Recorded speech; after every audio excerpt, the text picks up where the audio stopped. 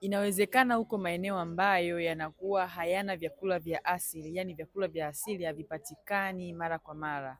Umekuwa katika mazingira ambayo vyakula vingi ambavyo unavitumia ni vyakula vya viwandani au vyakula ambavyo ni processed food kwa muda mrefu sana.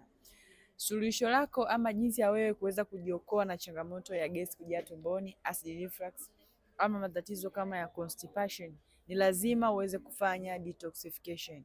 Inawezekana huko nje ya Tanzania, huko maeneo mengine ambako shughuli nyingi sana ambazo zinafanyika na vyakula vingi ambavyo vinatumika ni vyakula vya viwandani.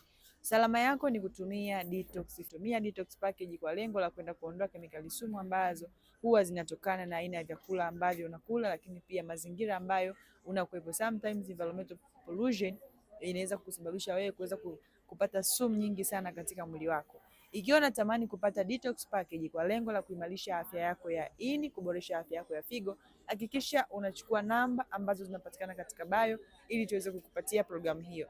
Share hii video kwa watu wengi zaidi ili tuweze kuwasaidia jinsi gani ya kuweza kufanya detox ili kuweza kulinda na kuimarisha afya ya figo pamoja na ini.